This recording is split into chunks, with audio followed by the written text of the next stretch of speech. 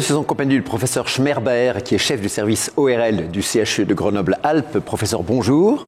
Bonjour Mac. Professeur, on dit souvent que les bruits intenses, les niveaux sonores élevés ont un effet néfaste sur notre oreille et sur notre audition. Qu'en est-il vraiment? Un bruit, c'est un son qui a un caractère gênant. Pour faire très simple, donc on peut le différencier à ce titre d'un signal de parole, l'échange que nous avons maintenant, d'un signal agréable, par exemple la musique. Alors évidemment, la variabilité de ce caractère gênant est très vaste.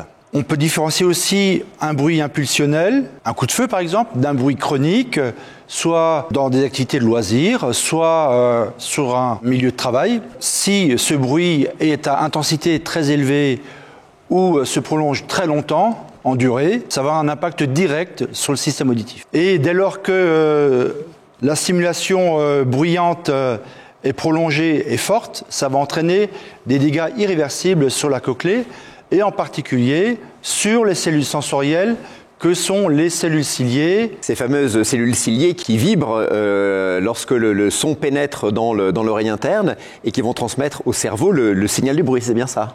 Oui, c'est exactement ça. Ces cellules ciliées, donc, qui sont les cellules effectrices neurosensorielles de la cochlée. C'est un phénomène irréversible où, après de longues expositions, la cochlée et les cellules ciliées peuvent se reconstituer? À ce stade, malheureusement, c'est irréversible.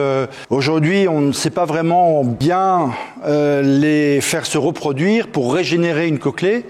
Donc on part avec un stock à peu près stable qui décroît au fur et à mesure. Ça met en avant toute l'importance de préserver le capital des cellules ciliées externes et internes. Alors justement, comment, dans un environnement sonore bruyant, peut-on préserver notre oreille interne et nos cellules ciliées? La première option, c'est bien entendu de ne pas être en contact avec du bruit lorsque cela est possible. S'agissant donc d'une exposition qui est contrainte, là il y a quand même des mesures très efficaces que sont par exemple les bouchons de protection auditive qui filtrent déjà beaucoup le bruit et puis de façon plus importante les casques de protection auditive. Donc dès qu'on est dans un environnement que l'on ressent comme un environnement bruyant, ne pas hésiter à porter ces dispositifs, bouchons d'oreille ou casque de protection, c'est bien ça?